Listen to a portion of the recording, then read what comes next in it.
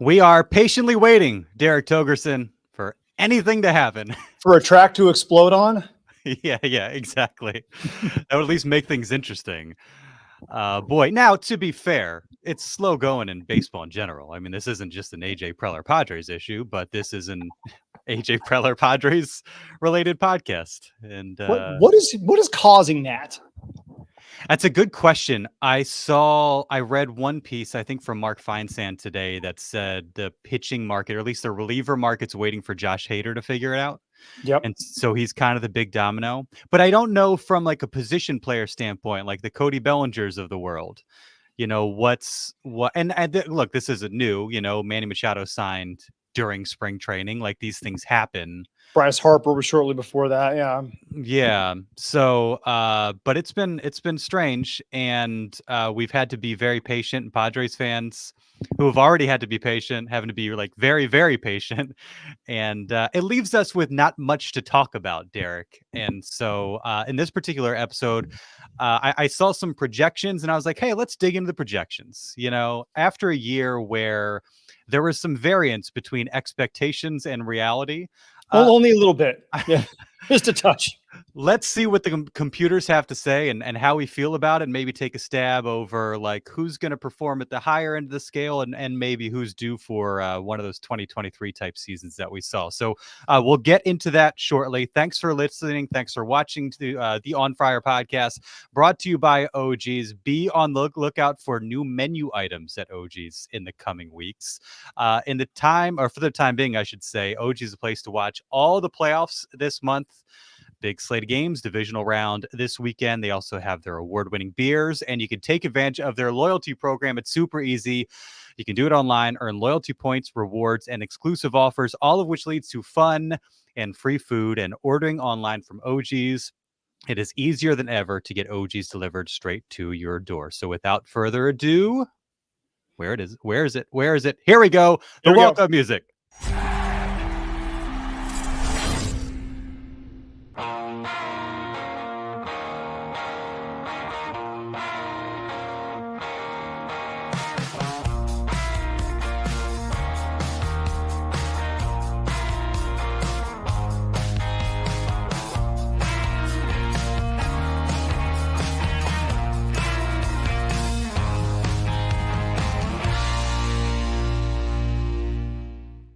It is the On Friar podcast. He is Derek Togerson. I am Darnay Tripp. And the great thing about the mind of Derek Togerson, it doesn't matter what's going on in the world. He's got some ideas. AJ Preller's lack of activity isn't going to keep Derek Togerson from wheeling and dealing. And no. there is a story hot off the presses. I haven't even had a chance to read this myself. I think you posted it just within the last 10 or 15 minutes or so.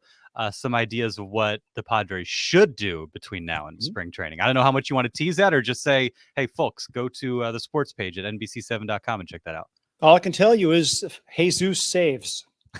Jesus saves. Yes, they need a couple trade proposals and one dude I think they should sign. So go check that out. It's fun. It's fun, and actually it's fairly well researched, and I think it makes a lot of sense. It clears up some money. It brings in a superstar left fielder. It adds an old dude. It's we got lots of ideas in that one. Go check it out on NBC7.com. Jesus saves. Does Jesus also start? He does, and he throws with his left hand. Who knew the savior would be a southpaw? Oh man, yeah. Well, definitely worth checking that out. And your pieces are always well thought out. They're always packed with information, and so be sure to check that out. And sometimes erroneous conclusions. We're not going to say anything about Fernando Tatis Jr. from about a year ago, but that's one that's been brought up on this podcast. But look, there's nothing better to do right now than to imagine what could be, and I look forward to checking that out. And these are names that the fan base I know has some interest in for sure. And so that'll be one that I think they're interested in reading up on, and hopefully some of that comes to fruition, because that'd be nice. It'd be nice to have something concrete to talk about here in the near future. The interviews would be so good. Yes, absolutely. So good. Yeah, no doubt about it. Okay. So yeah, I think what actually triggered this in my mind was, did you see there's a Fangraphs piece about Graham Pauley I did not. Wednesday? Yeah, Fangraph does good work too. they do. And there was an interview portion, but it was basically about how Graham Pauley projects to be a plus hitter in Major League Baseball. Now, I kind of I read slash skimmed it, and I didn't necessarily see a timeline. I don't know if they were talking about in 2024.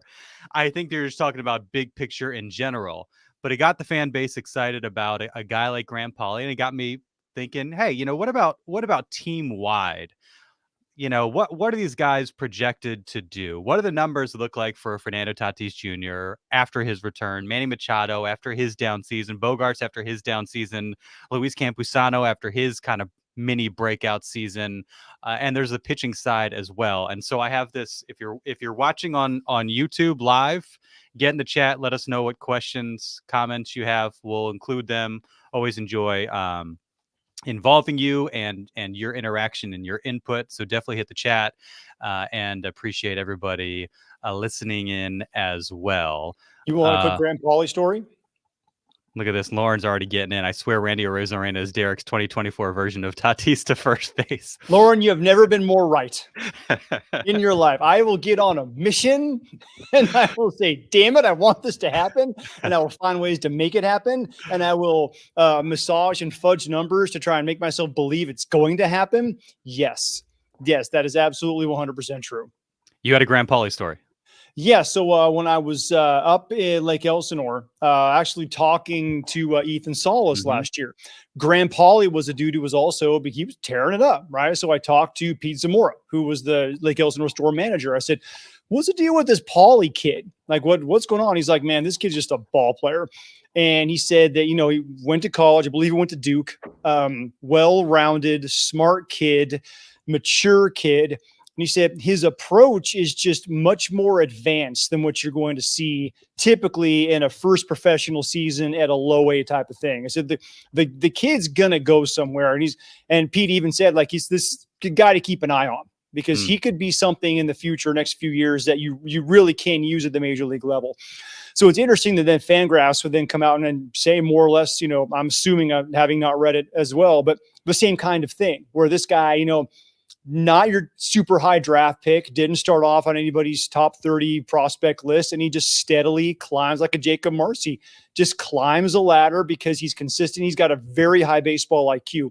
And I think that's what we've seen the Padres really drafting the last couple of years is kids with super high baseball IQs who understand the game, who maybe don't have the ungodly measurables, but they're just productive baseball players. It almost reminds me of like the early 2000s Moneyball type stuff the A's were doing. Just find me a bunch of guys who can play baseball and we'll roll the dice with them. Yeah, this Fangraphs piece just picked it up. One of the takeaways, our lead prospect, Eric Longenhagen, wrote that Pauley's swing, quote, is gorgeous. It often looks like a mini version of Corey Seager's cut, completely connected from the ground up. I saw a little more, not with the finish, but Chase Utley. It's very compact. Yeah. Efficient. Quick to the ball. Very efficient. Generates a lot more power and exit velocity than you would expect with the, usually it's the guys with the nice big rips you're going to think are generating that kind of power. He generates more pop than you think he's going to because it's not a big violent cut. And there's a lot in this piece about having quick hands and, how that's obviously a tool, but you kind of have to figure out how to use them. So it's a really interesting piece. And like I said, it got people excited about his potential. Now, what does that mean this year? What does that mean going forward? We'll see. What is interesting, and we've had Dan Zimborski of Fangraphs, who the Z in Zips is for Zimborski. Yes. So he is the architect of what is probably the most widely regarded, widely used kind of projection source of these projections year in and out. And so we've had him on, and I was kind of just doing a refresher, and he does a piece, I think every year, just kind of introducing, hey, my projections are coming out. This is what they mean. This is how I came up with it. This is how the process works, yada, yada. And it was interesting. He wrote how he doesn't necessarily get in the weeds over how many at-bats, plate appearances a guy's going to have. And so I was looking between Fangraphs and Baseball Reference, and there's kind of some disparity. Like for Tatis, who was it? There was somebody that had like a pretty wide disparity over at-bats from one to the other. But Szymborski doesn't really necessarily get into the weeds with that. And so when you look at the Padres projections, which I'll pull up now, you have like a full season of Jackson Merrill, a full season of Jacob Marcia, a full season of Graham Pauley. And, you know, it's all using comps based on age, based on performance, stage in career, yada, yada. Obviously, for young players, a guy like Graham Pauley, who this was his first, he's just off his first full season, correct? Do I have that right? Yeah, 2022, he played a handful of games. He got 100 at bats, something like that. So yeah, Right. first full professional season. Yeah. So obviously the data isn't as exact as somebody who's, an 8-year Major League Baseball vet. Yeah. But Pauley, I just pulled up 13th round pick in 2022, 390th overall out of Duke. I had that part right. Okay, this is interesting. 2022 for two teams, complex league, and then a handful of games at Lake Elsinore combined. He had a 879 OPS. Then his first full season between California League, Lake Elsinore, Midwest League, Fort Wayne, and then all the way up to Double-A San Antonio, he got better at each stop. He had 309 at Lake Elsinore, then slugged 629 with Fort Wayne, and then hit 321 with a 931 OPS in 20 games with Double-A. So he just it's like he's immune to the, look at his averages, 308, 309, 300, 321. It's like he's just straight consistent. And I like seeing that when guys are challenged early on, that they look like the same ball player that they were at the previous level. You don't want these big swings up and down. Consistency is really nice to see with this kid. Yeah. Yeah. And so as far as the projections go, which, and I don't know, like, how much can you put into it for a guy in his position, but like Zips has him slashing 243, 308, 391 with a 97 OPS plus. So just barely basically below average major league hitter, with obviously 100 being average for OPS plus. It's not what you would want from him long term. Like, you don't think, oh, Graham Pauley, this is what's going to get me excited for his future. Well, he'd be a 23-year-old rookie. Exactly. Being near league average in his first year. And so I think that's where it's kind of like, oh, Jackson Merrill is like a 90 OPS plus guy. In comparison, what's Homer Bush? Homer Bush is I lost where I was. Homer Bush is not reaching the majors this year. 90. Jacob Marcy, 89. I thought I saw him on here. Anyways, I don't know. It's Homer Bush, 84 OPS plus. Again, this is why these guys need seasoning, as excited as we all are about their future and their potential. But I think just the fact that, a projection like this has Graham Pauley approaching league average as a hitter after basically one full season, 2 years as a professional, that's probably saying something for his future. When does that future start? Probably not right away, but we'll see. There's a lot of promise there. People don't understand the jump from Double-A to the major leagues when it comes to both the pitching you're going to see, and if you're a pitcher, the approach and the caliber of hitter you're going to see is like going from playing football at Grossmont Community College to the AFC West. Like it's huge. It is huge. You don't just walk in from something like that and immediately and sustainably have success. There's a massive learning curve here. So if they think somebody's going to come up and play to that level their first time seeing it and then seeing it over and over and over again, that's a huge feather in the kid's cap. Yeah, no doubt. So that, that's not the thrust of this conversation, but it was something that popped up. I saw his name on the projections and saw that piece. And I was like, oh, that's interesting.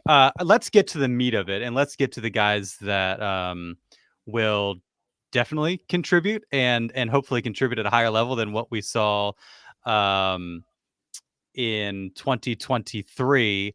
Um, let's begin with Fernando Tatis Jr. Interesting season for Fernando. He missed a year and a half, came off a couple procedures, all the rust, and there were points where he looked very much like Fernando Tatis Jr., but then, a tough finish to the season, didn't look like himself, in September. Obviously defensively phenomenal, but are you getting like a 150 level OPS plus type guy, perennial MVP candidate? That's what we've come to expect. Zips has him at 5.3 WAR, 36 homers, 101 RBIs, 32 doubles, scoring 102 runs, 26 stolen bases, slashing 268, 342, 528. So like an 870 OPS, 142 OPS plus. Baseball Reference with fewer at bats, 26 homers, 74 ribbies, 28 doubles, 23 stolen bases, 273, 344, 506. And I should say they're like Zips, again, reading, getting refreshed on Dan's system. These numbers are basically the baseline. These aren't a ceiling. These aren't Xander Bogaerts 2023, like the first month of Juan Soto 2023. There's variance there, and a certain percentage of guys are expected to outperform that baseline. And he even has kind of he gives you like the range, and I obviously highly recommend you just going and checking this out for yourself, because there's a ton of data there. But it gives you, again, just kind of that baseline, that starting point, and the understanding that, a lot of these guys will probably outperform that to some degree. But there will be instances like we saw last year where that's not necessarily the case. Like on the high end for Tatis, 295, 367, 593 with a 167 OPS. On the low end, 244, 313, 467 with a 120 OPS. So that gives you kind of some idea of the range. What they put on there is like, this would be a good year. Like you'd take this. Yes. And then they can dramatically outperform that, or they can get hurt and dramatically underperform that. Yeah. But it's a good conversation starter, just in terms of like, hey, this is what we've seen. This is the baseline. What do you expect from a guy like Fernando Tatis Jr.? And I mean, I don't want to speak for you. I think a lot of people are like, okay, he got the rust off him. He's got a full, normal, healthy, knock on wood, off season. He's with the swing whisperer, Fernando Tatis Sr., who's done great things for Ronald Acuna Jr. I think a lot of people think, hey, that upper level, that maybe that's in play for Fernando this year. With him, it's not the physical part of it. The physical part of it obviously was there. The timing was back. He was fine. With him, and I think this is going to be the entirety of his career. It's going to be not even the mental part of it. It's the emotional part of it. Because when he's on those peaks, man, he is unstoppable. The problem is when he gets into those valleys, for to use very generic terms, it takes him a long time to get back out because he presses. He presses and presses and presses and pushes and tries so hard to get back out of whatever slump he might be in that he beats himself up mentally. Instead of just saying, I mean, Manny Machado was much more even keel. He's Juan Soto, much more even keel. And you want to keep the emotion that he plays with because that's one of the things that makes him great. But you also don't want that emotion allowing him to beat himself up. And that's where the problems come in with Fernando Tatis Jr. He will start beating himself up because I guarantee you it's because he wants so badly to win. He wants so badly to help his team out. He wants so badly to put on a show for the 40,000 at Petco Park every night. And he knows he can. And when he's not doing that, he feels like he's letting everybody down. So he tries harder and pushes harder. And then you can just see the frustration building in him. And that's not good for anybody. You can't play baseball well if you're pressing yourself. So with him, as if he can figure out how to stop those emotional troughs, he will do the upper end of any projection that anybody's going to throw at him based on the physical talent. That's the one thing I have a concern with Toddy about. Yeah, and I think that's fair. And we've seen when he's going, it's electric, and it seems like he's capable of anything. But for a guy that seemed like pretty slump free early in his career, look, just a lot has happened, and it's hard to know how much stock to put in the last year given everything that preceded it. But hopefully, it looks a little bit more like kind of the 2021 version. Like 2020, like he might have been MVP, but he had a rough finish, rough September. Right. 2021 in the conversation was dynamic despite the injuries. And he's coming off a year where played 141 games, 257, 322, 449. I mean, the 770 OPS for Fernando Tatis Jr. is just like, like 200 points off what we've come to expect, 113 OPS plus. So this would obviously be a considerable step up from there, just looking at the baseline. But, the talent and the desire is there to go far beyond that. Yes, right on both counts. The talent's there, the desire's there. He's got to keep it in check. He's got to understand baseball will humble you. It always will. Why do you think Ted Williams is the last person to hit 400, and that was in 1941? Like it doesn't happen. Things like that don't happen. Baseball will get everyone. Ted Williams, again, arguably the greatest hitter of all time. And he failed 6.5 out of 10 times, to paraphrase the old Tony Gwynn adage. Just like he's got to be able to take the bads with the goods and stop those bads as quickly as possible, get back to a better level of consistency. Yeah. Anybody, I've got kind of the big names jotted down. Anybody that you're particularly curious about or have thoughts, concerns, excitement about going into the year? Ha-seong Kim. Where do they have him coming off really a breakout year for him? And of course, he's the subject of all this trade talk. Like what is the expectation for a guy like him offensively? Because we know what we're getting from him defensively. He'll be stellar no matter where he is. So Fangraphs had him zips 13 homers, 57 RBIs, 23 doubles, 23 steals, slashing 246, 327, 383. So that's 710 OPS, 101 OPS plus. Because you're looking basically kind of like a league average type bat. Baseball reference 15 homers, 60 RBIs, 25 doubles, 23 steals, 251, 332, 399. So in slightly higher OPS there for Kim.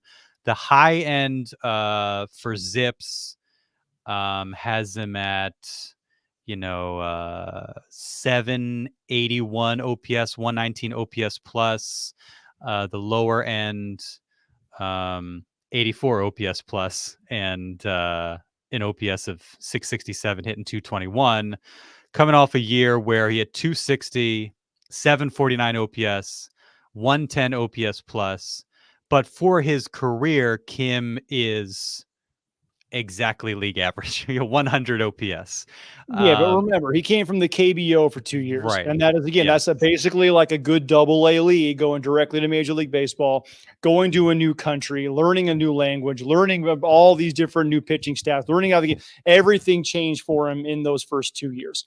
So last year, also he was 25 when he got here. Last year at the age of 27, that's really entering his prime. So I think what we saw last year is going to be much more indicative of the next 5-6 years of his career than those first 2 years.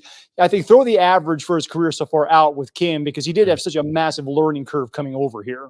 Yeah, that's a great point. And I think what we saw last year, like, it feels like that should kind of be a baseline. I mean, it's not like he tore the cover off the ball. I mean, he looked really good at points, and there were points where he was, the team's MVP, outside of Juan Soto, when you think of kind of all-encompassing what he does for the team. But he also just seemed really steady at points, where there were holes in the lineup. He's not hitting homers all the time, but he's getting on base and kind of making things happen. And so I think the hope is like a 110 type season. That's ideally kind of where you start, and maybe he outperforms that, but then to dip down to basically league average, I would That'd be be a surprised by surprise. that. Yeah, yeah. Yeah, But it's baseball, right? Anything can happen. this is true. I mean, I see him really trending up. I Yeah. think he's probably got a little more in him. I'd say around a 115, 118 OPS plus, and he'll stick around there for 3, 4, 5 years. That I think is much closer to what the expectation should be for Ha-seong Kim than anything on the low side, even down to like a 95, going slightly below league average. He's too damn talented for that to happen. Yeah, and just looking at his month by month, April, geez, 444, 500, 667. So 1167 OPS in April. And that's without hitting a single home run. Extra base hits, get on base, man. That's a good thing to do. Yeah, and really only like a handful of doubles, huh? Then he took a step back in May, hit 222 with a 685 OPS. But then from that point on, June 716 OPS, hit 241, 751, 257 in July, 822, 281 in oh no, these aren't sorted the August. way I thought. Yeah, actually, check that. I'm reading them like I'm reading MLB's stats, where they have the monthly totals at the bottom. So just ignore all the information that I gave you the last like 30 seconds, and I'll find the correct information. Okay, this made more sense. You can double check now real fast. Make sure. Are you sure? Yes. Okay, 177, 278, 278 in April last year. I didn't think he hit quite that well. Yeah, I was going to say like plus I know he had the norm. I know he had the one walk off early. Yeah, exactly. 276, 374, 434 in May. Even better in June, even better in July. And pretty steady, 184, 276, 218 in September. So kind of beginning and end, but in the middle, like really, really good. So all that to say, I think what we saw from Ha-seong Kim encouraging and leads you to believe that he's going this way and not that way. Yeah, everybody's going to have a couple months to stink during the course of a 6-month baseball season. If you Yes. can have more good months than bad months, you're going to be okay. You're going to be pretty good. How about Manny Machado? Manny, who has basically played like MVP level baseball since year 2 in San Diego, pretty close to it at least. Was not the case last year. There was He had one elbow. There was obviously the elbow, which was a big part of that. But he still did some good things in September once he got into the DH role. He got his 30 homers, which you can almost kind of just book it for Manny Machado. He's going to get his 30. Fangraphs has him hitting 26, 92 RBIs, 28 doubles, 269, 335, 469 at 125 OPS plus. Baseball Reference, also 26 homers. Similar type numbers, 273, 340, 483. So what is that? Like an 823 OPS plus. Coming off a year for Manny where he was 115 OPS plus, 782 OPS, got his 30 homers, but was obviously kind of battling some things. And, whereas he was in 2022 an MVP candidate because he was just so darn steady and consistent. Even if he wasn't hitting homers all the time, he was getting on base when the team really didn't have a whole lot else going on. He was that guy. And so I think obviously the hope, expectation, he gets healthy, and he's 31. I don't know when age will really become a factor as far as what he does with his bat. Maybe some of the power numbers tail off, but again, 30's been the number for him that he's managed to get. And so yeah, we'll see. And I'm sure, knowing Manny, plenty motivated to get back on track after last year. His swing is so smooth. I think his power will probably carry a little bit deeper into his career because that swing is just it's pretty. It is so pretty. It's not a high effort, a max effort kind of guy. He's so good at putting the barrel on the baseball. just naturally and intrinsically, that I think he'll be able to carry that power a little bit deeper and even beyond where most guys start to see it falling off. I remember last year he had the broken hand when he got hit on the hand by a pitch in the Royals game, and he probably came back too soon. So the power really wasn't there. And then he has the elbow issue that's just been lingering for a couple of years. For him to get to 30 last year was really remarkable, just in being able to do that, given all the physical ailments he was dealing with.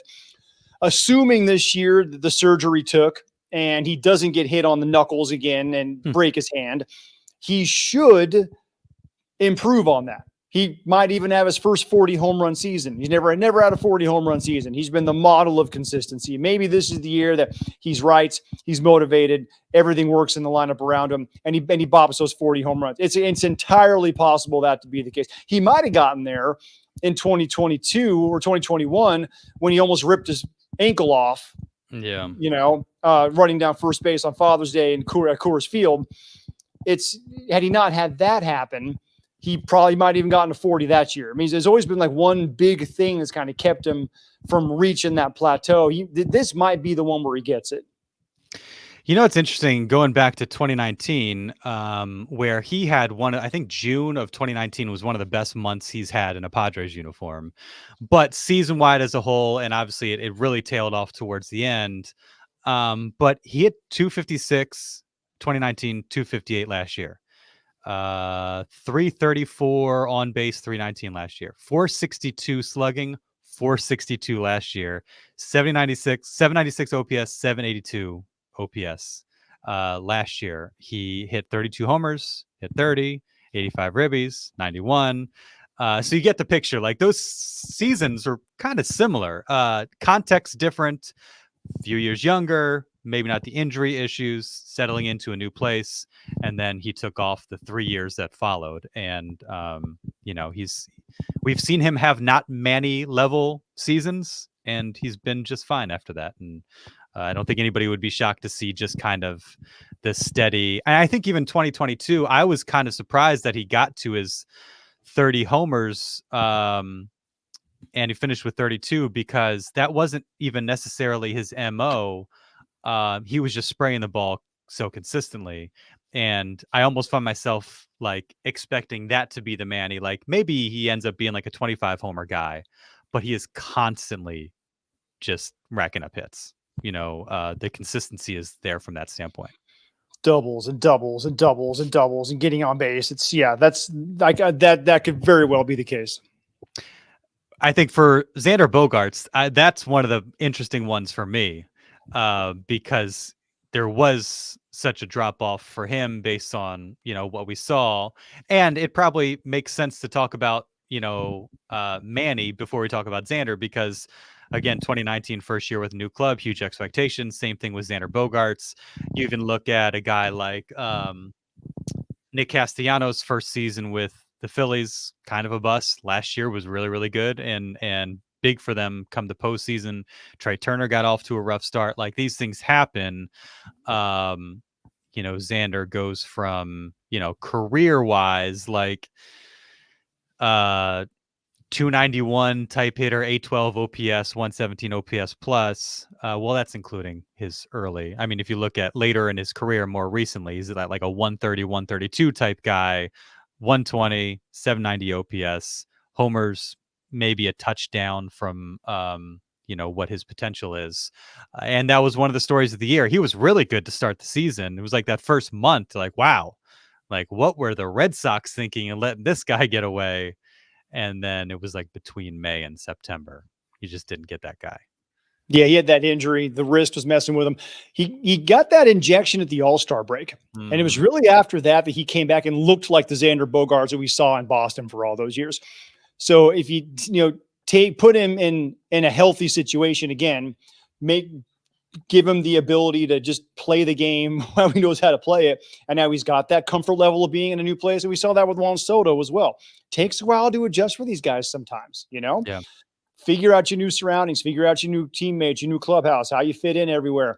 It's not the easiest thing in the world to do.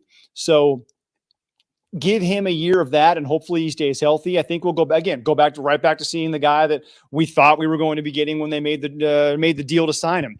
And that's the thing that I'm not really as concerned about losing Juan Soto. Last year, the offense was everybody was down except Soto. I just can't imagine this year everybody being down again. Like that was just, it was almost a historic, confluence of all these guys having awful years. Jake Cronenworth had an awful year, and the entire catching staff until Gary Sanchez got there had an awful year, and Trent Grisham had an awful year. Like everybody just wasn't playing up to their potential. And now all of a sudden you got the ability for all these guys, even to get back to their career averages. This is a very good offense, and it might even be deeper with some of the additions that they made. So I'm not worried about it yet. Yeah, and Lauren echoes that. It's really hard to project almost anything going into this year because last year was so screwy, and because this team isn't even close to being done, on top of this being potentially a transition year. And yeah, that's a great point. I mean, last year, if you did the exercise of going back and looking at last year's Zips projections and what the low end looked like I wonder how close Manny would be to the low end of his projections, and Fernando and Cronenworth and Xander Bogaerts and month one of Juan Soto. Like there's a lot of those guys. And I think that was kind of the story of last season. Like, man, even if these guys were just average or what we've come like career average, how much better with this team? Are they 2 wins better and in the playoffs? Like, yeah, probably. Are they a couple timely hits better and in the playoffs? Yeah, probably. So it just goes to show kind of how narrow the margins are. For Fangraphs, they got Bogaerts at 17 homers, 69 RBIs, 30 doubles, and 770 OPS, 117 OPS plus. Which again, I'm going to tell you right now, that's disrespectful. That's disrespectful to Xander Bogaerts. He's going to demolish all of that this year. Write it down right now. He's going to destroy all of that. And for someone to say a dude who's built like an NFL safety, who has shown power potential, who's probably even better off this year if he's healthy, to only have 17 home runs, that's disrespectful. The high end for the Zips projections has him slashing 300, 371, 469, 135 OPS plus. That's closer. I'm not sure he's going to hit 300, but that's closer. And, Xander's like, he's another guy where like the career averages are really tricky because like rookie season, 87 OPS plus, then 84, then 107, then 111, then 95 in 2017. 2018, 135, then 139, 128, 129, 131, 120 last year. So, looking at his 162 game average on Baseball Reference and that sort of thing, like these things are relevant, but they didn't sign the 2013 to 2017 Xander Bogaerts. They signed with the intent to have the 2018 to 2022 version for the foreseeable future, at least the first half of his contract. And so hopefully that's what he ends up being, because we saw glimmers of it. And I think a lot of the ills for this team are cured by him being baseline 2018 to 22 version rather than the guy that we saw last year that was kind of scuffling. And obviously, like you said, trying to shake off that, was it a Spencer Strider fastball to the knuckles? Like that'll do you in. Yeah, he throws hard. He throws hard. We talked Kim, Jake Cronenworth, another interesting one. Oh boy, there we go. Who knows?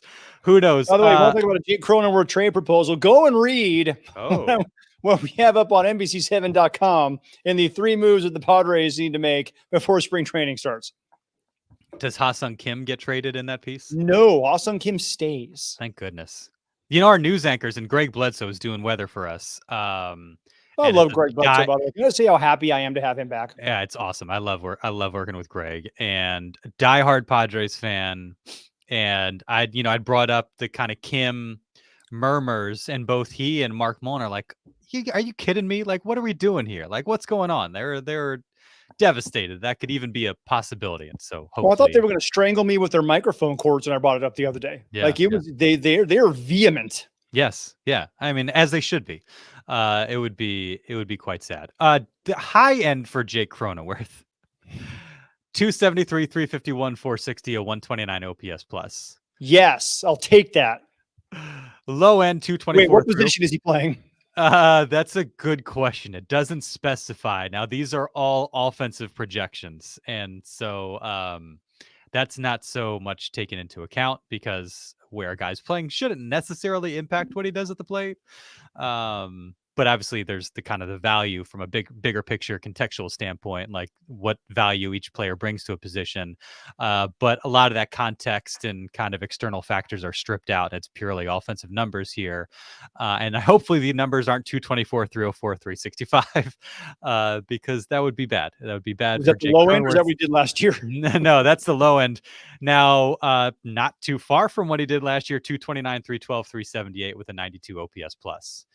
And so Graham Pauley, based on those projections, the baseline for Graham Pauley would be better than what Jake Cronenworth did last year, for whatever that's worth. Just,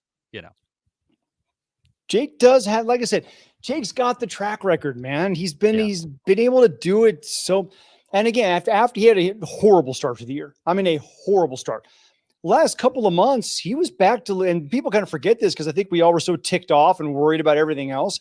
He really did look like himself the last 2 months of the year before he got hit in the hand in Milwaukee. I think it was in Milwaukee and broke his hand. Had he had that extra last month and a half to finish up, it might be a very different discussion with Jake Cronenworth right now. And again, this is very much seeing, I don't know if it's glass half full or rose-colored glasses, but he was really good for a couple months after a truly just abysmal start to the season. Yeah, in August, and his season ended August 25th, 277, 318, 434. So 752 OPS, you're not mad at that. 253, 316, 437 in July, June. Yeah, not what we were hoping for. 214, 271, 286. And so to your point, last 2 months, if you get that for, 6 months, 5 months, whatever out of the season, you're feeling pretty good. He's a guy, rookie year 2020 short season, 129 OPS plus. So, the high end, you're in that range. 122 the year after, 109 in 2022. Remember, he was kind of a backdoor all-star, slow start to the season, then heated back up and playing at second base. The point that you've made numerous times, Jake Cronenworth moving to first maybe eliminates any possibility of him being an all-star ever again. That's just kind of the tough part of a switch like that. But he's the guy that wants it. Athletic. We've seen it before. We've seen the power in spurts. For whatever reason, it doesn't work. It just wasn't working. And he's a guy that can be really valuable because he hits from the left side of the plate. And this is a team that has very, very little of that. And he can handle literally every position on the infield defensively, and you're not going to miss a thing. He's really, really good with the glove. Yeah. Both Fangraphs and Baseball Reference have him as in the 730, 740 range for OPS. Through his career, 722 in 2022, but 2 years before that, he was 800 or better. So I'm hoping we're not starting to see the decline of Jake Cronenworth. He seems too young for that, too young in his career. Not even 30 yet. Yeah, he's in the middle of his prime. Every so often you hear, people say something along those lines. Just like, oh man, I feel like, that shouldn't be the case. And hopefully this is just a down year. And we've seen him work. We know he takes care of his body, takes care of himself. He's not sitting on an extension. Jake's a worker. Yeah. Yeah, well, he's got his money now. The last guy that I had written down was Luis Campusano, who again, another interesting case because he finally arrived last year, and now you go into this year thinking, oh, maybe not 162 games behind the plate, but 2/3 of them, and you can get to 115, 120 behind the plate and DH another 25 or 30. You're thinking that'd be a good year. Yeah, no doubt. And so Fangraphs has him hitting 10 homers. This is in 339 plate appearances, by the way. 257, 313, 405, 102 OPS plus. Baseball Reference 10 homers, 40 ribbies, 273 OPS of 767. So the higher end for Baseball Reference. I still, maybe I'm drinking the Kool-Aid, but I felt like both those were kind of on the low end. I feel like Luis showed us some things. Again, smallish sample size for Luis, but but count me as a campy believer. High end for Zips has him at 126 OPS plus, low end 85. Do I think he'll get to 126? I don't know, but I don't necessarily see him as I could see him being comfortably above league average. Oh yeah, those numbers to me, they feel like when Vegas doesn't know what to do with a point spread, so they just make it 4. Like this could put you right in the middle because really nobody's sure what the heck's going to happen with this game. Right. That kind of feels like those projections for Luis Campos are like nobody's really sure of what's going to happen. It's like, oh, we're just going to put him here, I guess. Yeah. Because he was really good for a month and a half, but also he's had injury problems. So we don't know if he's going to stay behind the plate or if he's going to DH or what's exactly going on. So like, who's going to throw this out there because nobody really knows this year. Yeah. And I think that's a great point. And that's, it would be interesting to talk to a guy like Dan Szymborski about somebody like Luis Campusano and like, okay, how difficult is it? How much more variance is there in somebody like that? And I think anybody in their career, there'd be more variance, but in somebody like that, then there is, somebody that's a bit more established, or even like a Ha-seong Kim, somebody who has a few years in the big leagues behind them. So which variant are we getting here if we're getting in the multiverse now?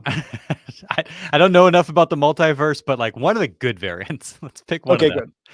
Good. But shoot, I mean, August, 317, 391, 561, handful of homers, there's a comfortability factor with him too. I think a lot of that comes with the comfortability with the pitching staff.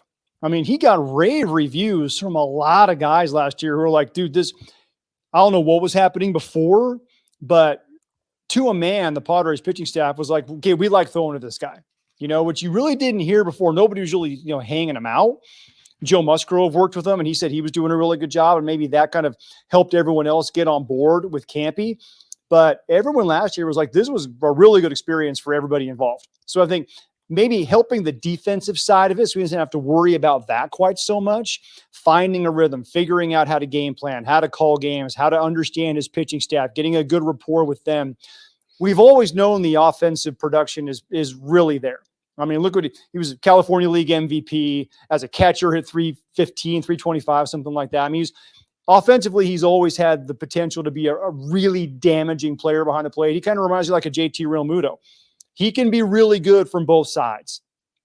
Not just like a Piazza who's really good at one or a Hedges who's really good at the other, but he can be a good two-way catcher. So I think helping him just mentally get himself more comfortable where he felt accepted by everyone else in the clubhouse, I think that was a big deal for him last year. I think it probably helped unlock a lot of his offensive game too. Yeah, I think so. And, there was always talk about just kind of his personality, how he was wired, how he gets along with pitchers, this and that. And if somebody just dropped you into the clubhouse and you didn't know anything about that, you wouldn't think twice about it because he seemed to gel and vibe well with everybody. And, I think most people kind of expect that to continue. Only a couple minutes. I just have a few pitchers written down. Mm-hmm. You mentioned one of them, Joe Musgrove. Fangraphs has him for. Well, it's interesting that the inning total. I know Joe always is looking for like 200, and last year was a bummer because injuries kind of got in the way with that. Of that, Fangraphs have it at 141, 3.38 ERA, 133 strikeouts, 8.5 strikeouts per 9, 119 ERA plus. Baseball Reference, 126 innings. Why? I don't know. 3.43 ERA, 128 strikeouts, 1.175 WHIP, 9.1 strikeouts per 9. Over how many starts? Not bad by any stretch of the imagination. Now you're gonna make me do a lot of scrolling. Yeah, because you're looking for that. I think it's 24 innings. Go ahead. 24 for Joe on Fangraphs, which you'd think that Joe would make more than 24 starts. Or hope. Right, and if he's making that many starts, he's not coming out after 4 innings all that often. In Mexico City, sure, everybody is. Yeah, but if he's making 24 starts, 20 starts at average 6 innings. That's 120 innings right there.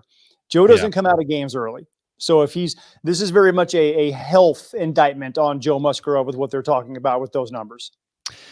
Yeah. And let's see. Joe is at 134 EPS. ERA plus last year. Darvish was at 90. Not a Darvish season. Fangraphs has him at 145, 3.96 ERA, 8.7 strikeouts per nine, 102 ERA plus. So kind of an average type arm. Baseball Reference, 147 innings, 4.16 ERA, 9.1 strikeouts per nine, 1.2 WHIP. You're getting a little up there in years. Yeah. I still think he's got more in the tank though. I tend to agree. Whatever happened with the arm, hopefully that's all cleared up. Another guy that he's gonna put the work in. And he was just like painfully consistent in 2022. And so I think he's a great candidate to be on the higher end. He was a metronome in 2022, and then injuries. And again, remember the World Baseball Classic kind of screwed him up. Yeah, that's true. He didn't get to build up the same way he usually would have. I mean, that kind of carried out the entire season. I think you're going to see a nice bounce back season from Darvish here, based simply on consistency.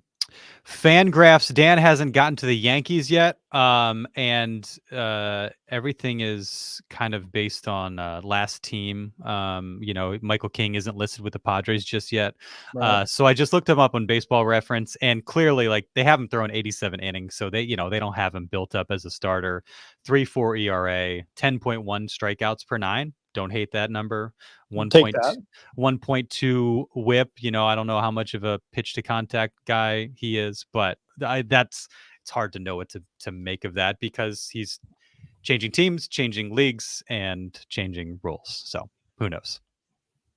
That's all I got. That's all I got. That's the exercise. What does any of it mean? I don't know, but there wasn't anything else to talk about. So I was like, hey, this might be interesting. Yeah, no, there really isn't anything to talk about right now. It's like Snell is holding up the pitching market.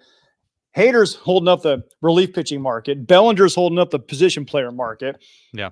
I don't know where Rhys Hoskins is, if he's even alive or in witness protection or what the hell is going on. It's odd. It's really, really odd. It's because I even thought and said on this podcast, when Ohtani and Yamamoto go, all the dominoes are going to fall. We're going to see a ton of movements and player development, and it's been nada. Yeah. I mean, zip, zilch, and nada. And I'm wondering how much of this is the Scott Boras influence. Remember he had Bryce Harper back when everything kind of got slowed down, and Harper and Machado didn't sign until spring training.